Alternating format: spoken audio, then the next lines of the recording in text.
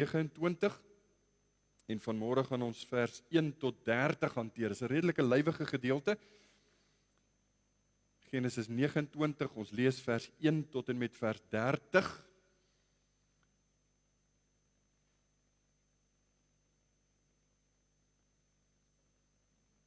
Ek hoop dat u besef die hoogtepunt van 'n erediens soos hierdie is die woord, die Bybel, wat oopgemaak word, gelees word. Dis die volmaakte, die onfeilbare, ewige woord van God. 'n Verklaring daarvan is feilbaar, dis menslik. En alhoewel ek probeer om so naas moontlik aan die suiwer evangelie te bly, dis my taak, is ek 'n mens. Dis net Jesus wat volmaak gepreek het. Niemand anders is volmaak nie. Maar deur sy woord wil hy met ons praat. Deur sy woord wil hy ons lewens verander. En dis vir ons kosbaar. Ons mag dit vir niks verruil nie. Ons mag dit nie verruil vir iets wat makliker is of lekkerder is om na te luister. En ek besef dit vra partykeer opoffering, want dit is konsentrasie en moeite om hier te sit en te luister en in te neem. Maar dis hoe die Here met ons praat. Daarom moet ons bid, Here, maak oop my hart se poort. Kom ons bid net eers saam voordat ons lees. Kom ons vra dat die Here met ons sal praat deur sy woord en dat hy verheerlik sal word ook in ons midde. Wonderlike Here, ons wil u dank, ons wil u loof, ons het liedere gesing wat u naam prys, wat u naam groot maak. Ons wil ons harte daarby voeg, is maklik om net te sing, veral as dit 'n mooi melodie is, maar ons wil ons harte daarby voeg, as ons net 'n tydjie neem om te dink aan al u goedheid, as ons net vir 'n oomblik stil staan en in dankbaarheid pyns oor ons eie lewe, dit wat ons het om te geniet, dit wat u ons bied, goeie dinge wat geld nie kan koop nie. U is waarlik goed vir almal. Maar veral oor u kinders is u genade groot. Daarom wil ons saam met die hemelse skare, as ek lees in Openbaring, is daar 'n skare in die hemel, wat natuurlik die kerk, die bruid van Christus is. En hulle sê by geleentheid hierdie woorde, hulle sê, groot en wonderlik is u werke, Here, God Almagtige, regverdig en waaragtig is u weë, o koning van die heiliges. Wie sal u nie vrees nie, Here, en u naam nie verheerlik nie, want u alleen is heilig. Want al die nasies sal kom en voor u aanbid, omdat u regverdige dade geopenbaar geword het. Dis goed om te dink aan die einde van die tyd waar elkeen wat waarlik gered is, saam met u sal wees. Maar help ons om nou al reeds in ons lewe, u te ken, u te dien, gehoorsaam, te volg in u voetspore, sal u met ons kom spreek deur u woord. Dis 'n bekende verhaal, meeste van ons het dit as kinders al reeds leer ken. Bewaar ons dat ons nie met die geuite kennis die waarhede by ons laat verbygaan nie, maar sal u die kruis vir ons wys, sal u Jesus vir ons wys, sodat ons u kan ken. Ons bid dit met dankbaarheid in Jesus se naam. Amen. Genesis 29 vers 1. Ek lees uit die ou vertaling. Toe lig Jakob sy voete op en gaan na die land van die kinders van die ooste. En meteen sien hy 'n put in die veld en 3 troppe klein vee wat daarby lê, want uit die put het hulle die vee laat drink. En daar was 'n groot klip op die opening van die put. En as al die troppe daar by mekaar kom, rol hulle die klip weg van die opening van die put en laat die vee drink. Daarna sit hulle die klip weer op die opening van die put op sy plek. Toe sê Jakob vir hulle: "My broers, waar is julle vandaan?" En hulle antwoord: "Ons kom van Haran." En hy vra hulle: "Ken julle vir Laban, die seun van Nahor?" En hulle antwoord: "Ons ken hom." Verder sê hy vir hulle: "Gaan dit goed met hom?" En hulle antwoord: "Dit gaan goed." En daar kom sy dogter Rachel aan met die vee. En hy sê: "Kyk, die dag is nog lank, dit is nie tyd om die vee bymekaar te maak nie. Laat die vee drink en gaan heen, laat hulle kan wei." Toe antwoord hulle: "Ons kan nie, voordat al die troppe bymekaar is nie." Dan rol hulle die klip weg van die opening van die put en ons laat die vee drink. Terwyl hy nog met hulle praat, kom Rachel met die klein vee van haar vader aan, want sy het hulle opgepas. Toe Jakob Rachel sien, die dogter van Laban, sy moeder se broer, en die vee van Laban, sy moeder se broer, loop Jakob nader en rol die klip weg van die opening van die put, en hy laat die vee drink van Laban, sy moeder se broer. En Jakob het Rachel gesoen, en sy stem verhef en geween. En Jakob het Rachel vertel dat hy haar vader se broer en die seun van Rebekka was. Daarop het sy geloop en dit aan haar vader vertel. Toe Laban die tyding hoor van Jakob, die seun van sy suster, loop hy hom tegemoet en omhels hom en soen hom en bring hom in sy huis. En hy het aan Laban al hierdie dinge vertel. Toe sê Laban vir hom: Waarlik, jy is my been en my vlees. En hy het by hom 'n volle maand gebly. Daarop het Laban aan Jakob gevra: Sou jy my verniet dien, omdat jy my broer is? Sê my wat jou loon moet wees. En Laban het 2 dogters gehad. Die naam van die oudste was Lea en die naam van die jongste Rachel. En Lea het dowwe oë gehad, maar Rachel was skoon van gestalte en mooi van aansien. En Jakob het Rachel lief gehad. Daarom het hy gesê: Ek sal u 7 jaar dien vir Rachel, u jongste dogter. Toe antwoord Laban: Dit is beter dat ek haar aan jou gee as dat ek haar aan 'n ander man gee. Bly by my. So het Jakob dan 7 jaar gedien vir Rachel. En hulle was in sy oë soos 'n paar dae, omdat hy haar lief gehad het. Toe sê Jakob vir Laban: Gee my tog my vrou, want my dienstyd is om, dat ek by haar kan ingaan. Daarop het Laban al die manne van die plek versamel en 'n maaltyd berei. Maar in die aand het hy sy dogter Lea geneem en haar na hom gebring en hy het by haar ingegaan. En Laban het aan haar sy slavin Silpa gegee, naamlik aan sy dogter Lea as slavin. En die ander dag môre, daar was dit Lea. Daarom het hy aan Laban gesê: Wat het u my nou aangedoen? Was ek nie vir Rachel by u in diens nie? Waarom het u my dan bedrieg? Toe Laban antwoord: Dit is hier by ons nie die gewoonte om die jongste voor die oudste weg te gee nie. Hou die volle bruilofsweek met haar, dan sal ons jou die ander een ook gee vir die diens wat jy nog 7 jaar by my moet volbring. En Jakob het so gedoen. Hy het die volle bruilofsweek met haar gehou. Toe gee hy sy dogter Rachel aan hom as vrou. En Laban het aan sy dogter Rachel sy slavin Bilha gegee as slavin by haar. En hy het ook by Rachel ingegaan en Rachel ook meer lief gehad as Lea. En hy was by hom nog 7 jaar in diens. Dis net tot daar wat ons saam lees vanoggend uit die onfeilbare woord van die Here. Vanmôre praat ons oor een van die mooiste romantiese liefdesverhale in die Bybel. Jakob se liefde vir Rachel. Maar daar's 'n stuk hartseer ook in, want ons gaan leer van Lea. Ons gaan later 'n bietjie iets daaroor sê. Wanneer 'n mens dink aan geestelike groei, dis waarmee die dominees altyd besig is. Ek wil hê my mense moet geestelik groei. Wanneer ons dink aan geestelike groei, dan visualiseer ons dit op 'n skaal of op 'n grafiek, soos 'n opwaartse kurwe wat geleidelik groei. Dis hoe geestelike groei mos moet lyk. Dis hoe jy dit visualiseer. Maar die tendens, die natuurlike, die realistiese teken van daai grafiek is eerder soos 'n hartklopmasjien. Opwaarts, maar elke nou en dan is daar maar 'n hoogtepunt en 'n laagtepunt, en 'n hoogtepunt en 'n laagtepunt. In ons gemoed, soos wat ek groot geword het, is die term val en 'n opstaan lewe baie negatief.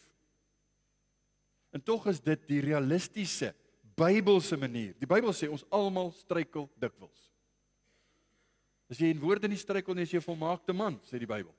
So as daar nooit struikelblokke is, as daar nooit struikelinge is in jou lewe nie, dan is daar 'n probleem. Dan dink jy dalk nog jou geestelike groei is 'n bestendige, geleidelike groei, maar dis nodig dat ons soms maar hierdie stampe en stote, hierdie val en opstaan dinge moet beleef. Ons sal dit sien in die lewe van Jakob.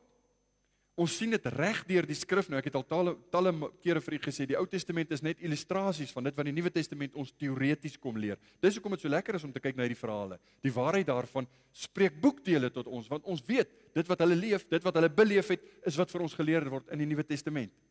In Jakob se lewe gaan ons sien, hy is die erfgenaam van Abraham. Hy is een van die aardsvaders, Abraham, Isak en dan Jakob. En tog, in sy lewe was daar hierdie val en opstaan, hierdie hukke.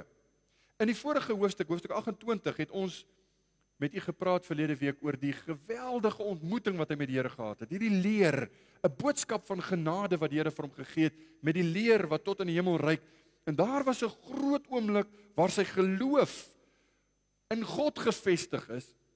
Dis waar sy pad eintlik begin het, as jy wil, maar Jakob se heiligheid, Jakob se transformasie was, net soos in ons geval, nie oombliklik nou sy volmaak nie. Dit werk nêrens so nie.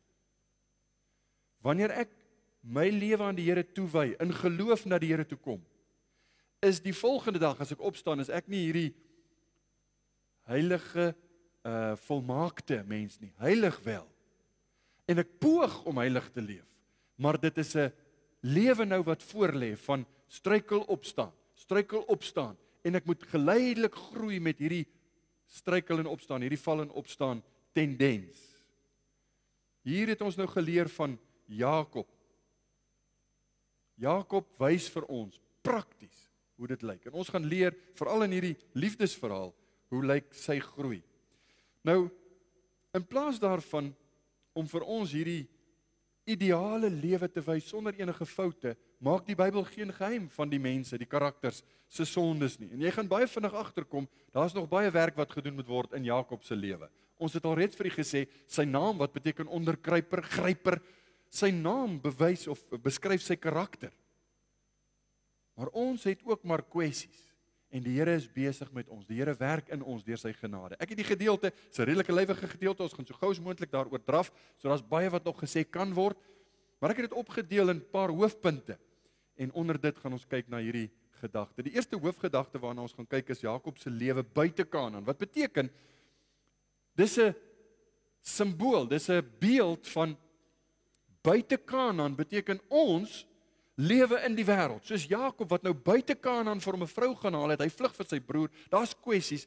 So moet ons ook buite Kanaan, buite die hemel, moet ons in hierdie wêreld leef. Vers 1 het ons gelees, toe lig Jakob sy voete op en gaan na die land van die kinders van die ooste. Hier is so 'n bietjie van 'n onheilspellende taal as hy praat van hy gaan na die kinders van die ooste, want die kinders van die ooste is die goddelose mense. Dis nie die lyn van Abraham nie.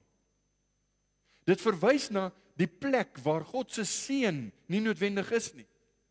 Dikwels uit die ooste het die vyande van Israel gekom. So hier is 'n tyd van toetse, 'n tyd van beproewings waar Jakob se geloof moet groei. Soos ons. Die vers het begin, toe lig Jakob sy voete op. Dis 'n baie vreemde manier om te sê hoe hy geloop het, né? In die Hebreëus is dit eintlik baie meer duidelik dat hier geskryf word iets in die trant van Dawid, verskoon tog Dawid. Jakob was opgewonde. Hy was entoesiasties. God het hom by Bethel ontmoet en nou is hy opgewonde oor dit wat gaan gebeur en enige een wat waarlik tot bekering gekom het kan hiervan getuig. As jy 'n ontmoeting met die Here gehad het, dan is daar in jou hart 'n nuwe vuur. Hierdie lewe is nou vir jou 'n avontuur. Die dag nadat jy tot bekering gekom het, het jy dalk dit beleef. Die blommetjies is helderder, die lug is blouer, selfs die negatiewe dinge is nie 'n probleem nie, want die lewe is vir jou 'n avontuur. En dit is wat hier beskryf word met Jakob. Na sy ervaring by Bethel, toe is hy vol entoesiasme, besig om nou die pad te loop. Dit is hoekom die Afrikaanse vertaling dit so vertaal het. Hy lig sy voete op en gaan na die land. Dit beteken net, hy was positief. Maar nou gaan hy opleiding kry. Want God is bepaald toegespits op sy heiligheid. En God wil Jakob se geloof laat groei. Jakob se gevoel van God se seën was nou in sy hart, want die Here het hom nou net ontmoet by Bethel, maar dit sou erger gewees het, toe hy op 'n plek kom, nadat hy hierdie lang reis van so wat 800 km voltooi het, en hy daar aankom in die land wat hy reken dit moet nou Haran wees, onthou daar was nie plekbordjies, soos wat ons dit het langs die pad nie, en hy ontmoet 'n klompie manne, herders, wat by hulle kuddes sit, en hulle is by 'n put. Hierdie toneel gaan ons onthou van Genesis 24, want so wat 100 jaar van tevore het Abraham se diensknegt dieselfde roete gevolg, heel moontlik, sê die slim ouens, by dieselfde put aangekom, en dit is waar hy Jakob se ma gaan haal het. Abraham het hom gestuur om vir Isak 'n vrou te gaan haal. U onthou die verhaal. Heel moontlik dieselfde put. Jakob het ongetwyfeld al baie keer hierdie romantiese storie gehoor van hoe sy pa sy ma ontmoet het en hoe die diensknegt haar gaan haal het en al die dinge wat daarmee saamgaan. Maar dan het ons gelees in vers 2, en met een sien hy 'n put in die veld en 3 troppe kleinvee wat daarby lê, want uit die put het hulle die vee laat drink. En dan sê vers 4, toe sê Jakob vir hulle, my broers, waar is julle vandaan? En hulle antwoord, ons kom van Haran. Dis waar jy nou op pad is. So nou weet hy's nou bykans daar. Dis die plek waar die ouens van Haran hulle vee laat drink. Dis juist die plek waartoe hy op pad is. So wat beteken dit vir hom? God se seën het hom gedra. God se seën het hom bewaar. Hy gaan voort, vers 5 het ons gelees. Hy vra vir hulle, ken julle vir Laban, die seun van Nahor? En hulle antwoord, ons ken hom. En hy dink by homself, die Here is daarom goed. Kan jy vereenselwig daarmee, as dit met jou, as jy op een van die hoogtepunte is, dan sien jy die goedheid van die Here in alles raak. Die Here is daarom goed. Kyk hoe goed het ek gereis. Die voorsienigheid van God. Hy het beloof hy sal my bewaar. Hy het my bewaar. Hier is ek nou in Haran. Vers 6. Verder sê hy vir hulle, gaan dit goed met hom? Gaan dit goed met Laban? En hulle antwoord, dit gaan goed. En daar kom sy dogter Rachel aan met die vee. Hierdie is nou typerend van die goedheid van God, wat jy sien in alles. Alles loop net reg, alles loop net mooi. Dit hou gewoonlik nie lank nie, hoor.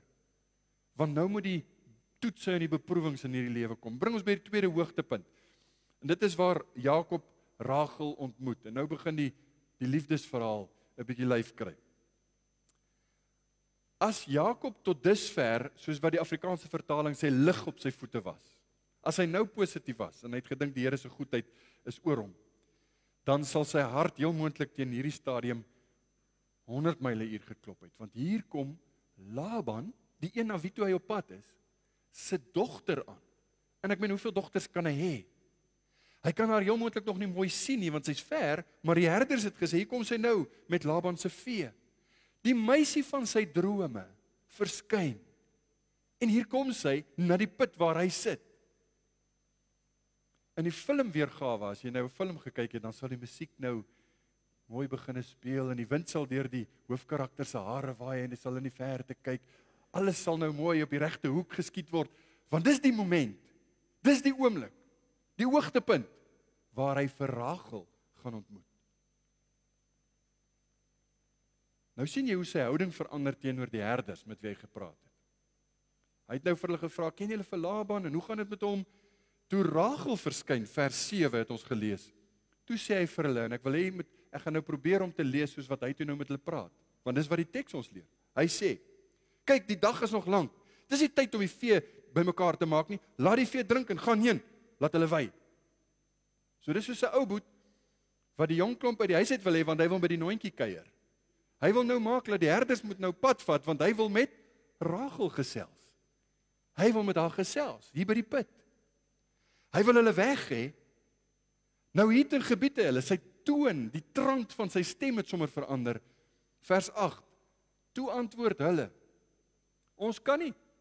Hy wil hê hulle moet die vee laat drink en dan pad vat. Hulle sê ons kan nie, voordat al die troppe bymekaar is nie. Dan rol hulle die klip weg van die opening van die put en ons laat die vee drink.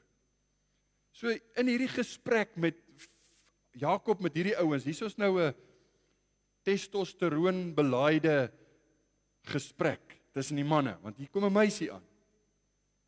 En dis toe wat vers 10 vir ons sê, toe Jakob Rachel sien, die dogter van Laban, sy moeder se broer, en die vee van Laban, sy moeder se broer, loop Jakob nader en rol die klip weg van die opening van die put en hy laat die vee drink van Laban, sy moeder se broer.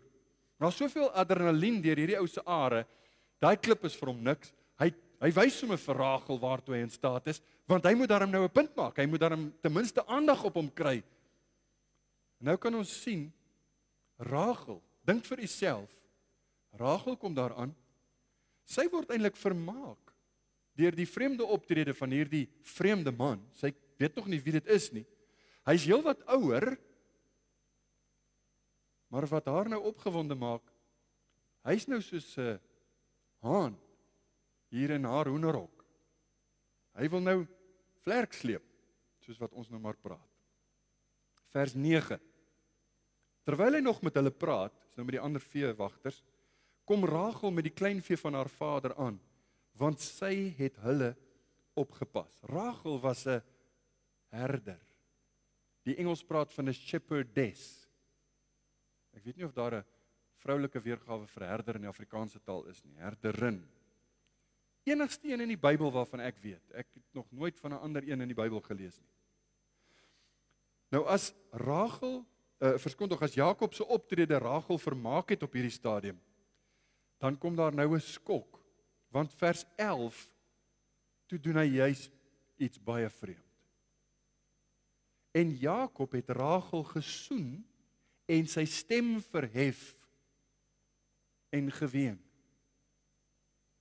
Dis nou soos die jong mense sal sê, sy optrede is weird. Hy soen haar, sy weet nog nie wie dit is nie, en dis nou 'n kus van, soos wat die Oosterse mense mekaar gegroet het, die Midde-Oosterse mense. Hy soen haar, groet haar soos 'n familielid, en toe begin hy huil. Hoekom? Nou wil ek hê jy moet saam met my dink. Die oomblik was vir Jakob, Rachel weet nog nie wat gaan aan nie, sy's nog geskok. Maar vir Jakob was dit 'n emosiebelaaide moment. Hy het 'n lang reis agter die rug, hy het geloop met hierdie hoop dat hy by Laban sal kom, nie weet wat hy sal kry nie. En hier kom ongevraagd Laban se dogter, 'n pragtige dogter, kom hom tegemoet by die put en hy wys nogal sy krag en alles is net so reg. Een van die kommentare, H.C. Leopold, skryf oor die gedeelte en hy sê the more natural procedure would have been to explain first who he was, then to give the kiss of greeting. The reverse of this procedure indicates how his glad emotions ran away with him. So sy emosies het heeltemal met hom weggehardloop. Hy was so oorstelp van opwinding en vreugde, blydskap oor die goedheid van die Here en die getrouheid van die Here, laat hy sommer begin huil nadat hy haar gegroet het. Leopold sê verder, the strength of Jacob's emotion is attested to by the fact that after having bestowed the kiss, he lifted up his voice and wept. Dis hoekom hy gehuil het. Hy was so vol emosie. Seker maar soos baie van ons. As jy bly is, dan huil jy, en as jy hartseer is, dan huil jy, en as jy opgewonde is, dan loop die trane ook sommer. Dis net emosie wat nou hier 'n rol speel. Baie emosies. Maar daar's meer aan die storie. So hier is die hoogtepunt. Hy ontmoet vir Rachel. Derde hoofgedagte. Daar was dieselfde plek, heel moontlik, 'n baie soortgelyke ontmoeting in Genesis 24. En ek wil hê ons moet dit vinnig vergelyk. Die parallelle tussen hierdie ontmoeting by die put. Dis nou Jakob wat vir Rachel ontmoet en in Genesis 24 ongeveer 100 jaar gelede die diensknegt van Abraham wat gegaan het om vir Isak 'n vrou te gaan kry en vir Rebekka daar gekry het. Dit was die ontmoeting. Nou kom ons kyk na die parallelle. Die ooreenkomste is so opvallend as jy die Bybel lees, soos wat jy veronderstel is om die Bybel te lees, dan nooi die Bybel jou om net 'n kolommetjie te maak. En ek moes dit vinnig doen toe ek dit nou sien. Kom ons kyk wat is dieselfde en ons kyk wat is verskillend. Die dinge wat dieselfde is. Albei ontmoetings wys vir ons op die getrouheid van God. Onthou julle, Abraham het vir sy diensknegt gestuur en gesê, die Here is getrou, hy sal voor jou uitgaan, hy sal jou lei. Albei ontmoetings praat van die getroud of openbaar die getrouheid van God. Hy het in die lewens van sy dienaars gewerk, in Jakob in die geval, in die diensknegt van Abraham se geval, Genesis 24. Nog 'n ooreenkoms, God het sy beloftes nagekom. God het elke keer gedoen wat hy beloof het. Maar nou, wat is die verskille? Abraham se knegt, onthou jy toe ons oor hom gepraat het, hy het 'n heilige, 'n baie bestendige karakter getoon. En nou sien ons Jakob se gebrek daaraan. Jakob is 'n jong bekeerling, as ek dit so kan uitdruk. Hy is nog maar baie skraal in die geloof. Luister mooi na die verskille. Abraham se knegt het gereageer toe hy by Laban aankom en hy die ontmoeting daar gehad het. Toe hy sien hy kom by sy bestemming aan, onthou wat het hy gedoen? Hy het neergekniel en God aanbid.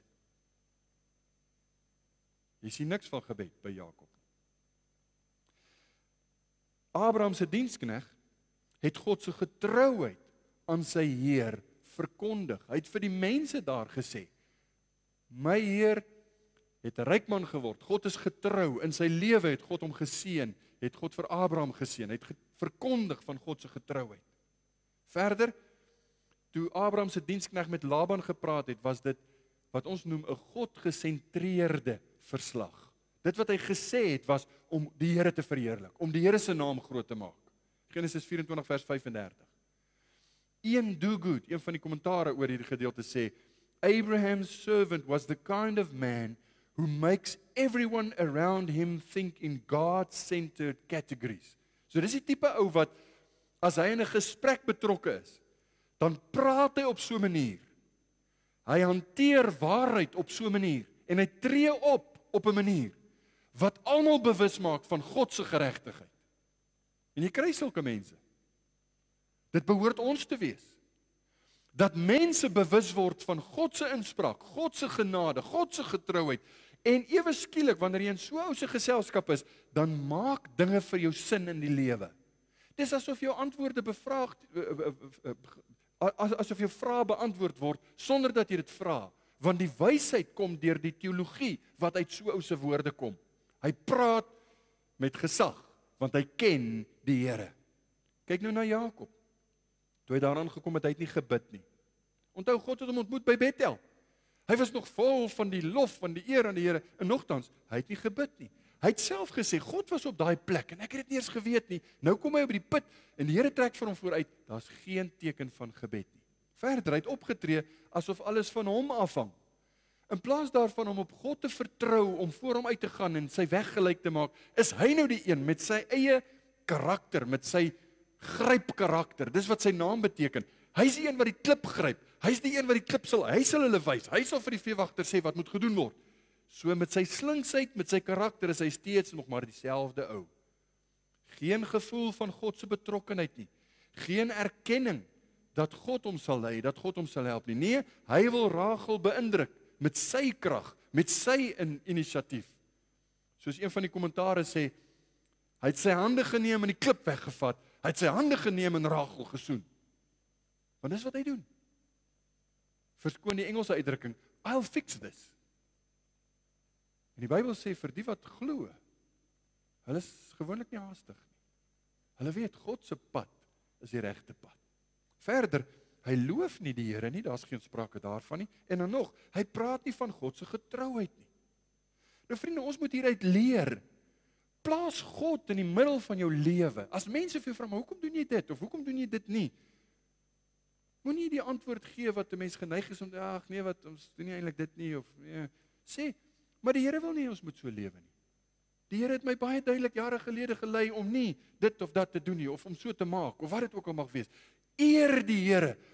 Praat van die Here se getrouheid. Wees die een wat 'n mondstuk is van die waarheid van sy woord.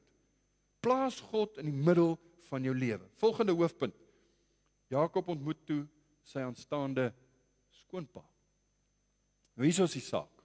Vers 12 het ons gelees en Jakob het Rachel vertel dat hy haar vader se broer en die seun van Rebekka was. Onthou die volgorde is omgeruil. Hy moes dit eers gedoen het en toe gesoen het, maar hy het haar eers gegroet, eers gesoen en toe kom hy nou en hy vertel vir haar hy is haar vader se broer en die seun van Rebekka. Daarop het sy geloop en dit aan haar vader vertel. Jakob het vir Rachel gesê hy is haar vader se bloedverwant. En dat hy Rebekka, dis nou Rachel se tannie, se seun is. So hulle is niggie en neefie. Dis hoe dit gewerk het in daai tyd. En nou begin sy besef wat aan die gebeur is. Ewe skielik val daar vir haar 'n paar dinge in plek, en dis toe dat sy omdraai in sy hart loop, en sy gaan sê dit vir haar pa. Nou daar's 'n paar redes waarom Laban toe nou gretig is om uit te kom en Jakob te ontmoet. Ons het in vers 13 en 14 gelees, toe Laban die tyding hoor van Jakob, die seun van sy suster, loop hy hom tegemoet, en omhels hom, en soen hom, en bring hom in sy huis, en hy het aan Laban al hierdie dinge vertel. So, ongeveer 100 jaar gelede was die ontmoeting tussen Abraham se dienskneg en Laban, selfde Laban, so hy was al 'n ou man. Hoekom was hy so opgewonde? Hy sê vir hom in vers 14, toe sê Laban vir hom, waarlik, jy is my been en my vlees, en hy het by hom 'n volle maand gebly. Vertel my van Rebekka, is basies sy woorde. So, kom sê vir my, sy suster, hy wil weet, hoe gaan dit met haar? Hy wil nie sê. En die Bybel sê, hy het vir Laban alles vertel. Ek wonder of hy hom vertel het wat gebeur het met Esau. Ek wonder of hy hom vertel het hoe bedrieglik hy opgetree het. Hy en Laban se sussie, met betrekking tot hierdie eersgeboortereg. Miskien was die hoofrede waarom Laban so opgewonde was, ons het gelees in Genesis 24, daar was 'n groot bruidsprys betaal die vorige keer toe Abraham se slaaf daar aangekom het. Hy het goud en kosbare geskenke saamgehad, want hy het 'n hele karavaan kamele by hom gehad. So dit was 'n goeie saak, maar nou leer jy Laban se karakter ken. Want die probleem nou hier is, Jakob kom nie met knegte en kamele en geskenke nie. Jakob is 'n vlugteling. Hy het basies dit wat hy vinnig kon gryp by hom. Dis waarmee hy daar by hulle aankom. Hy het as 'n vlugteling gekom. Hy het 'n maand daar gebly. Dan lees jy in vers 15, daarop het Laban aan Jakob gevra, sou jy my verniet dien, omdat jy my broer is? Sê my wat jou loon moet wees. Kom ek vertaal dit vir u, as jy die Joodse geskiedenis ken, as jy hierdie kultuur ken, dis eintlik maar net 'n onderduimse manier om te sê, jy het nou genoeg verniet gebly. Kom ons maak dit 'n besigheidstransaksie. Wat moet ek jou betaal? Dan werk jy vir my. Dis wat hy vir hom sê. Kom ons maak dit 'n besigheidsooreenkoms. Dis hoe jy Laban leer ken. Dis hoe Laban dink. En toe hy vir Jakob vra, wat moet jou loon wees? Wat kan ek jou betaal? Dan werk jy vir my. Jakob kon onmiddellik die vraag antwoord, want hy het al reeds by die put geweet wat wil hy hê. Hy wou Rachel hê. Ek wil jou dogter hê. Dit bring ons by die 5de hoofgedagte en ons kom by sy huwelik. Jakob sou enigiets doen om Rachel te kry. Dis 'n baie mooi bewys van sy liefde vir Rachel. Hier's 'n liefde. Om vir 14 jaar te werk, sodat jy met 'n vrou kan trou, dis liefde. Vers 18 het ons gelees, en Jakob het Rachel lief gehad. Daarom het hy gesê, ek sal u 7 jaar dien vir Rachel, u jongste. Die probleem was, sy was die jongste. Vers 16 en 17, Laban het 2 dogters gehad. Die naam van die oudste was Lea, en die naam van die jongste Rachel. En Lea het dowwe oë gehad, maar Rachel was skoon van gestalte en mooi van aansien. Hier is nou een van die mooiste liefdesverhale in die Bybel, tegelijkertijd een van die hartseerste liefdesverhale in die Bybel. Rachel, die mooi is Jakob se liefde vir Rachel. Hierdie beeldskone meisiekind, hy is so lief vir haar, hy is bereid om enigiets te doen vir haar. Die hartseer verhaal is Lea. Lea wat as gevolg van Laban, nie haar optrede nie, haar pa, vasgevang is in 'n liefdelose huwelik. Sy trou met 'n man wat glad nie vir haar lief is nie. Dis hartseer. Die Bybel sê Lea het dowwe oë gehad. Nou gaan ek nie tyd mors om te sê wat al die kommentare sê nie, maar ek het myself voorgenem om te sê, dit maak nie saak wat dit beteken. Party sê sy was skeel, party sê sy was maar net nie mooi nie, een of ander feit van die saak was. Dit maak nie saak wat dit beteken nie. Ek dink geen meisie wil hê dit moet van haar gesê word nie. Ongeag wat dit is. Rachel was die mooi een. Lea was nie mooi nie. Nou wil ek vinnig iets sê vir die jong manne en vir die dames, eintlik vir almal. Wat die Bybel ons leer met betrekking tot hierdie die Bybelse kommentaar met betrekking tot hierdie aantrekkingskrag, hierdie meisie ou aantrekkingskrag. Watse rol speel vroulike skoonheid dan in die Bybel? Daar's 3 algemene beginsels wat ek vir u wil noem. En ek wil my verstout om te sê, ons het nodig om hieroor te praat. As gevolg van die feit dat ons in 'n kultuur leef wat behep is, ongebalanseerd behep is met uiterlike skoonheid. Ek vra dikwels vir die jong mense, as jy gaan kyk na wat jy op die sosiale media sien, sê vir my, hoeveel daarvan word gewy aan uiterlike skoonheid en hoeveel daarvan word gewy aan karakter, innerlike skoonheid. Vergelyk 'n bietjie, dink 'n bietjie daaraan. Ons is behep met die uiterlike. Maar beteken dit moet glad nie 'n rol speel nie? Kom ons kyk wat sê die Bybel. Ek dink die eerste gedagte, uiterlike skoonheid en aangetrokkenheid tussen geslagte, dis tussen mans en meisies, jong manne en jong meisies. Dit maak saak. In Genesis 2, ons het daaroor gepraat by die skepping. Adam is gemaak, hy is gemaak as 'n werker, hy is gemaak met breë skouers, hy is gemaak om die aarde te bewerk. Dis soos 'n stuk hout, dis soos 'n stuk masjinerie wat God gemaak het om te werk. Maar die woord wat gebruik word in die Hebreëus, banag, wat gebruik is vir die formeer van Eva, is heeltemal 'n ander woord. Eva is gemaak met die doel om haar man te help. Sy's gemaak met die oog op skoonheid.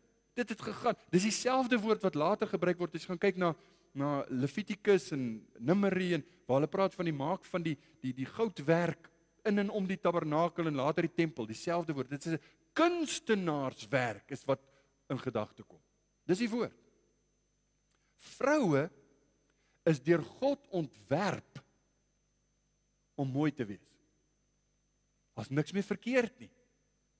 Maar vroue moet rentmeesters van hulle skoonheid wees. Dit bring my by die tweede gedagte wat ek wil noem. As gevolg van hierdie bedwelmende uitwerking wat vrouens se skoonheid op mans het. Hierdie uitwerking wat mans dom dinge laat doen, kyk maar na Jakob, kyk na ons geslag. Hierdie uitwerking wat vrouens op mans kan hê, as gevolg daarvan waarsku die Bybel mans om versigtig te wees. Hy waarsku die jong meisies ook om versigtig te wees. Moenie die uiterlike, moenie hierdie aangetrokkenheid, hierdie kalverliefde het my maale altyd van gepraat. Jy moenie laat hierdie dinge jou nugterheid beïnvloed nie. Moenie laat dit maak dat jy in gevaar en in gevaarlike situasies jouself bevind nie.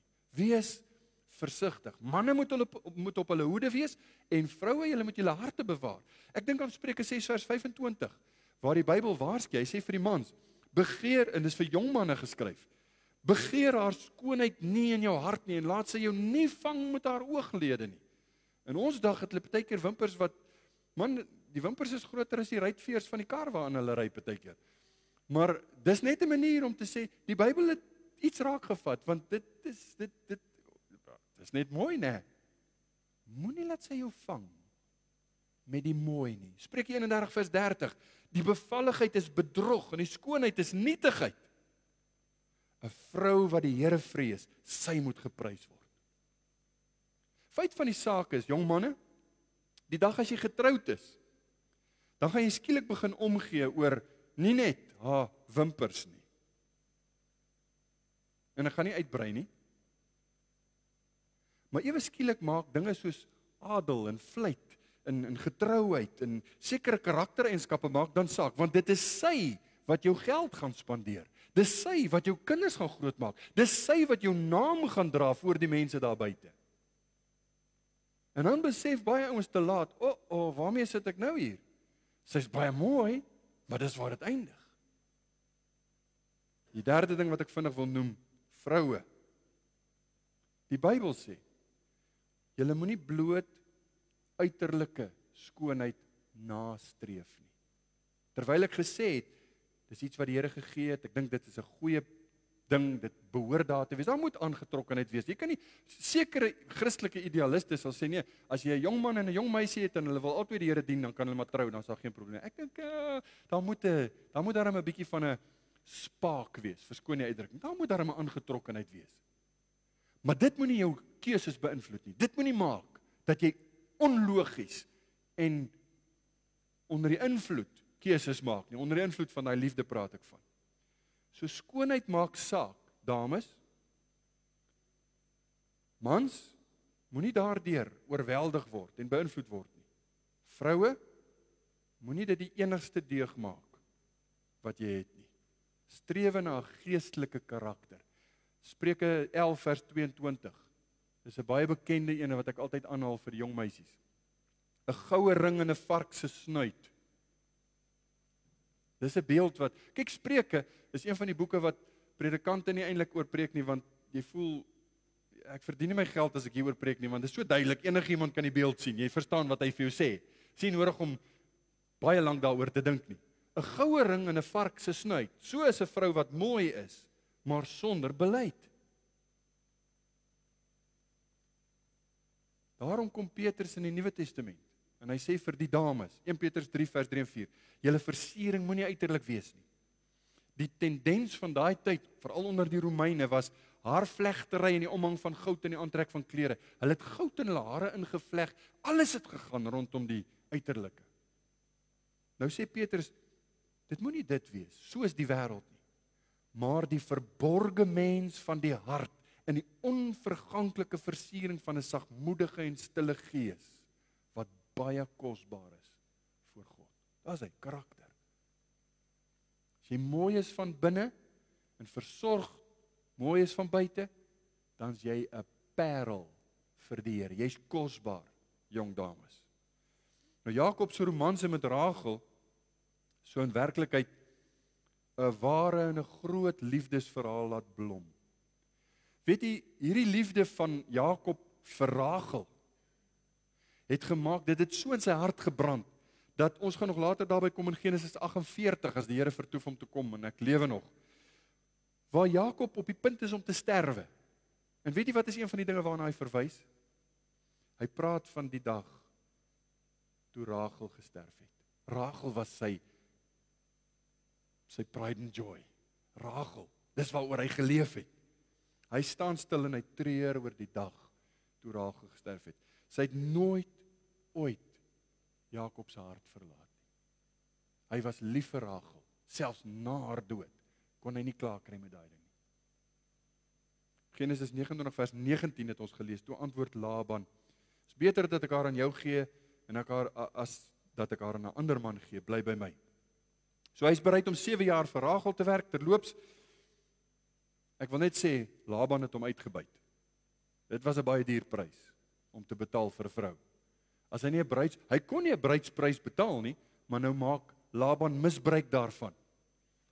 Maar dit wys net hoe lief is hy vir haar. Vers 20 het ons gelees, so het Jakob dan 7 jaar gedien vir Rachel, en dan hierdie mooi woorde, hier is die romanse. En hulle, dis in daai 7 jaar, was in sy oë soos 'n paar dae, omdat hy haar lief gehad het. Dis liefde. Soos 'n paar dae. Laaste gedagte. Laaste hoofgedagte. En ek het dit sommer genoem slim vang sy baas. Ons ken vir Jakob as 'n bedrieër, maar hier word hy nou bedrieg. Die Here werk in Jakob se lewe om sy geloof te laat groei. Ons het vir u gesê, die Here wil hê dat sy geloof moet groei, sy geloof moet toeneem. Die Here wil hê hy moet geestelik groei. Die Here wil hê ons moet geestelik groei. Daarom moet ons hierdie dinge bestudeer.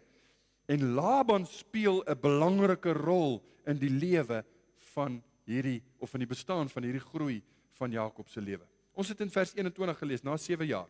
Toe sê Jakob vir Laban, glo my, Jakob het die dae afgetel. Jakob het die kalender baie mooi dopgehou, want hy het gesê 7 jaar, en op 7 jaar gaan ek met daai meisie trou. Dan gaan ek 'n ring aansit, dan is ons getroud. Daarna uitgesien. Toe sê Jakob vir Laban, gee tog my vrou, want my dienstyd is om, dat ek by haar kan ingaan. Dit veroorsaak, daar moet nou 'n troue gereël word. Die reëlings vir 'n bruilof, wat in daai tyd 'n groot okasie was, almal, as dit 'n klein dorpie was almal betrokke. Familie, soos in die geval van Abraham, almal was betrokke, dit was fees. Vers 22, daarop het Laban al die manne van die plek versamel en 'n maaltyd berei, 'n feesmaal. En die troue word dan gehou, waarop die pa die gesluierde bruid aan die bruidegom voorstel en hulle hande mekaar sit, en dan word hulle vir 'n week lank, wanneer die fees aan die gang is, gaan hulle vir die eerste keer die huwelik voltrek. Vers 23. Maar in die aand het hy sy dogter Lea geneem en haar hand na hom gebring. En hy het by haar ingegaan. 'n Troue, 'n huwelik, moet een van die gelukkigste dae van jou lewe wees. Maar dan gaan jy vinnig vorentoe en jy kom by vers 25 en daar staan, en die ander dag môre, skok, daar was dit Lea. Nou jy moet die Bybelse tydsberekening en ironie eintlik hier waardeer. As jy die kultuur verstaan, en as jy die verhaal ken, Laban het Jakob, die bedrieër, bedrieg. Dis die ironie. Jakob, dis hoekom ek het genoem het slim vang sy baas. Jakob het nog altyd met sy slinksheid gekry wat hy wil hê. Hier kry hy wat hy nie wil hê nie, want Laban het hom gevang. Nou daar is iets hier aan. Daar was 'n sameswering. Gelykstaande aan die sameswering wat hy en sy ma gehad het om Esau se eersgeboortereg te steel, het Laban nou 'n sameswering gehad en saam met sy vrou, wie ook al saamgewerk het, hulle het 'n vinnige een getrek op Jakob.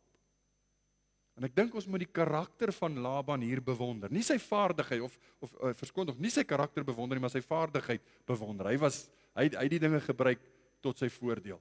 Hy kon 'n wonderlike loopbaan gehad het in die maffia as hy net op die regte tyd in Sicilië of iewers gebore was jare daarna, maar hy was 'n ou wat dinge gereël het. Hoe het hy dit reg gekry? Ek bedoel, na 7 jaar, hoe kon hy dit reg kry om Lea so te versluier, letterlik, dat Jakob haar nie kon herken nie? Hoe het hy dit reg gekry? Nou hier's 'n paar gedagtes, ek gaan dit net noem. Die Bybel gee nie vir ons alle detail nie, ons moet baie keer 'n bietjie inkleer. Miskien het Rachel en Lea soortgelyke liggaamsbou gehad. Ek meen as Lea miskien so 'n bietjie groter van postuur was, dan sou hy mos nou agtergekom het, Rachel, wat gaan nou hier aan? Hy het dit nie agtergekom nie. Verder was sy versluier, soos hy kon nie haar oë sien nie.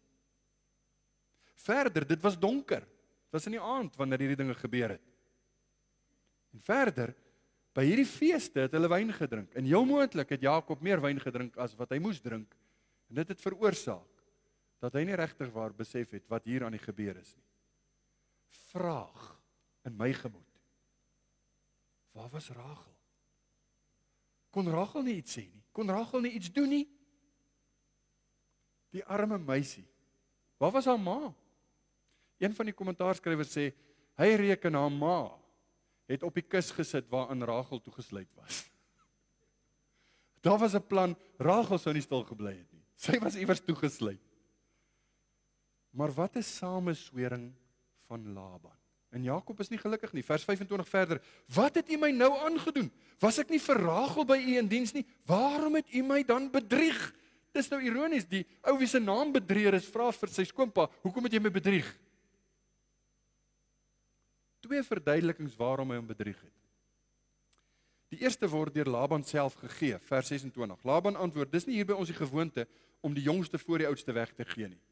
Nou, dis die waarheid, maar dis soos party van ons wat baie keer die waarheid op die verkeerde tyd sê. Hy kon dit 7 jaar van tevore al gesê het, né? Sou dit nie beter gewees het as hy net 7 jaar terug al vir hom gesê het, hoor jy, maar jy moet eers met die oudste trou nie. Nee, dit bly hy oorstil en hy verswyg dit. So dit was 'n bietjie agterbaks. Maar Jakob sê hy vir hom, ons sal hierdie ding uitwerk. Jy's nou getroud. Dis nou klaar, die huwelik is voltrek.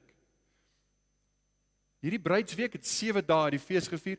Hou die bruidsweek met Lea. Na hierdie bruidsweek, dan sal ek vir jou my dogter Rachel gee en dan kan jy nog 7 jaar vir haar werk. So met ander woorde, die enigste voordeel vir hom is na 7 dae kan hy vir Rachel trou. Maar dan moet hy nog 7 jaar vir Laban werk. En hy doen dit. Hoekom? Want hy's lief vir haar. Onthou, hy's ver van die huis af. Hy kan nie op sy regte staan nie. Hy kan nie 'n goeie prokureur gaan soek en sê hoor, ons gaan hierdie ding beveg nie. Nee, hy het niks om op te staan nie. Hy is die bedrieger wat nou bedrieg is. Daar's niemand om sy regte te verdedig nie. Hy's 'n buitestander, alhoewel hy 'n familielid is. Hy kan niks doen nie. Hoe sou jy daarvan gehou het om Laban vir 'n skoonpa te hê? Hy wat die bedrieger is, sit nou met 'n bedrieënde skoonpa. Wat 'n teleurstelling. Die Here is besig met Jakob. Weet jy wat gebeur in hierdie verhaal? Jakob se boesemsonde, dit wat hy eintlik in sy wese is, word deur God gekonfronteer. Hy word daardeur uitgeskit, want God sal hom heilig. Ek het vir jou in die begin gesê, God is toegespits, God is getrou en hy sal sy kinders heilig.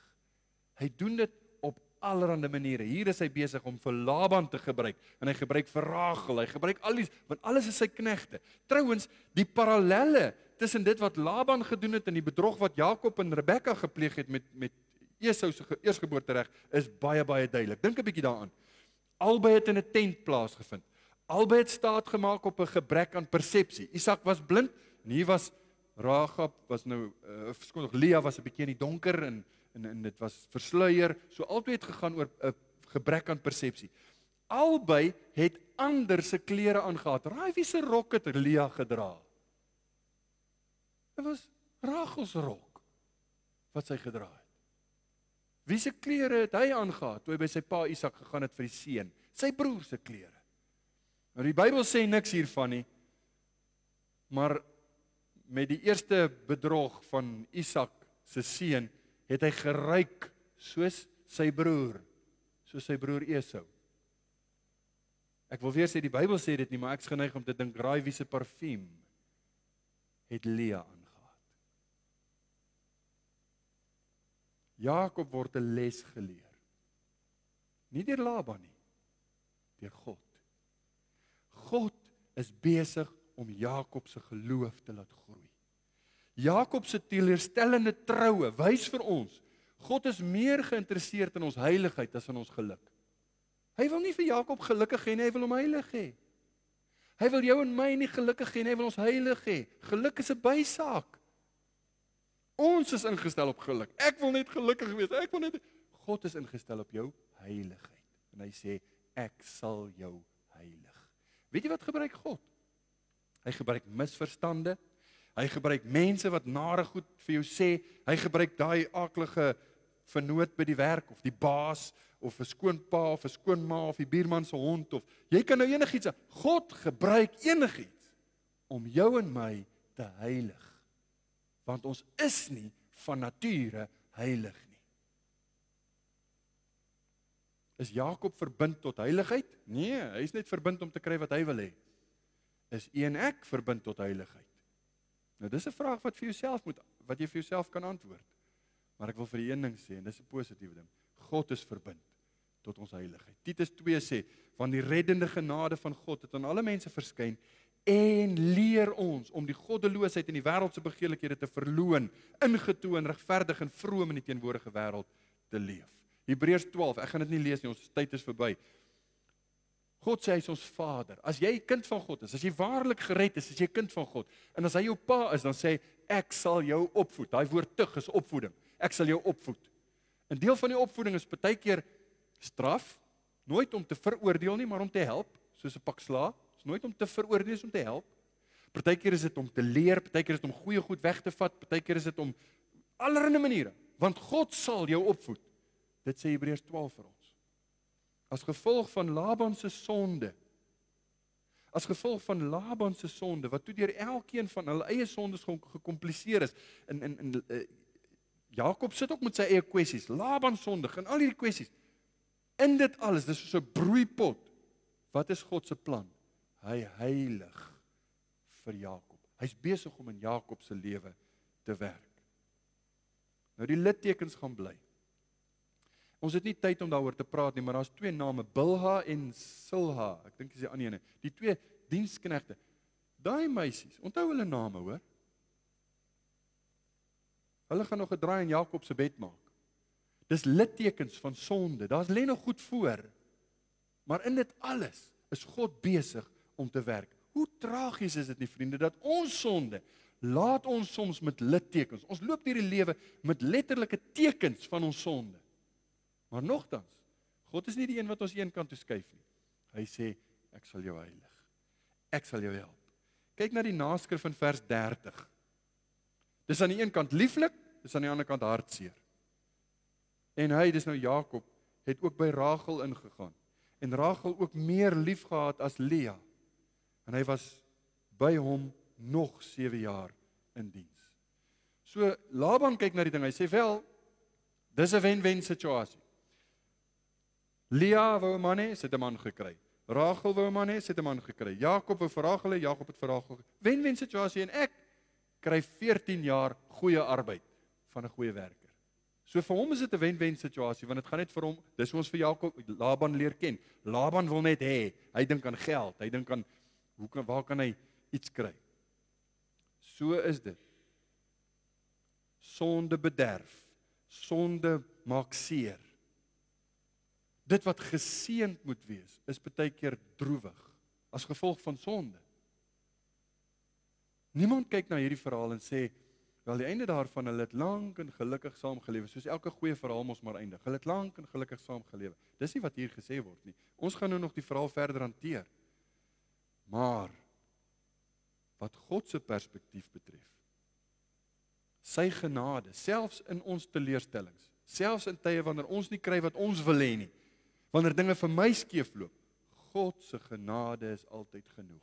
Hy sal deurdra. Hoe kan ek daarop vertrou? Hoe kan ek weet dit sal so wees? Vra jouself, waarom het die Here Jesus gesterf? Hierdie romanse tussen Jakob en Rachel, wat 'n baie mooi liefdesverhaal is, en ek kon baie meer uitbrei, ek moes net vinnig maak, dat ons binne die tyd kan klaar kry, maar hier is 'n ontsettende mooi liefdesverhaal, wat vir ons iets wys, dis 'n mooi, potensieel, baie gelukkige einde, maar dit word geskaad, deur optrede, deur sonde, deur allerlei dinge. So lyk my lewe, so lyk u lewe. Niemand van ons het 'n volmaakte lewe nie. Ons het altyd al ons dinge.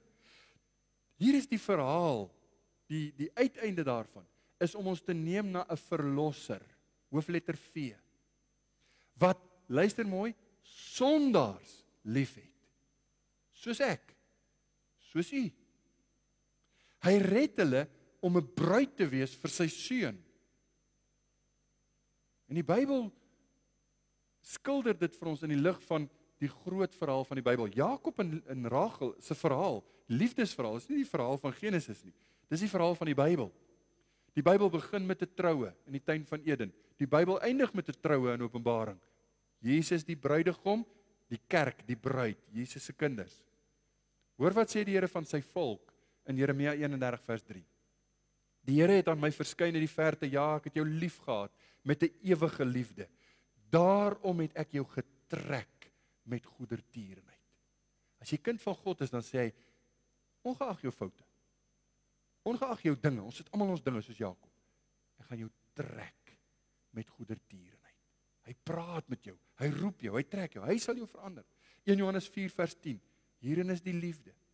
Nie dat ons God lief gehad het nie, maar dat hy ons lief gehad het en sy seun gestuur het as 'n versoening vir ons sondes. Dit maak, vriende, dat ons na ons lewe moet kyk en sê, Here, al werk dinge nie uit soos wat ek wil hê dit moet uitwerk nie. Dis is gevolg van my sonde, wat daar baie seer kry en hartseer in my lewe is.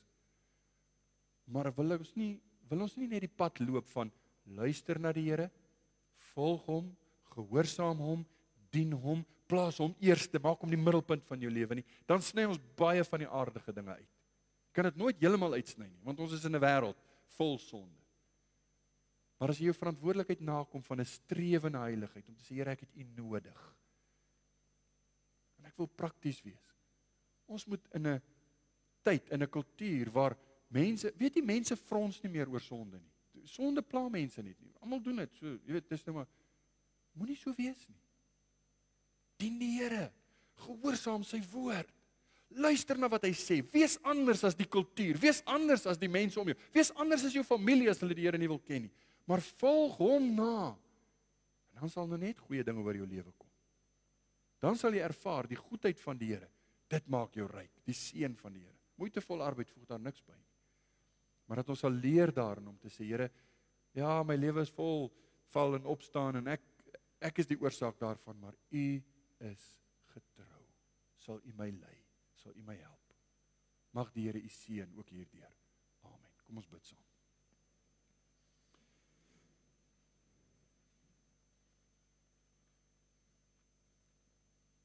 Here, wat 'n verhaal, wat 'n besondere boodskap wat ook daarmee saamgaan. Soos wat U in Jakob se lewe gewerk het, werk U in elkeen van U kinders se lewe.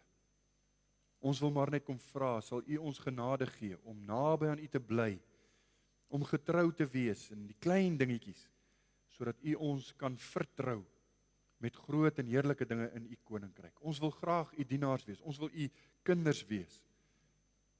Help ons met ons swak geloof. Help ons om ons hele lewe aan U te wy. Here, help ons dat ons nie soos die man sal wees wat sy huis op die sand bou nie. U het self gesê, deur te bou op die rots beteken doen wat die Here sê. Dis ons verantwoordelikheid. Gehoorsaam die stem van die Here. En ek wil dit bid vir elkeen. Sal U ons verder dra tot lof en eer van U naam.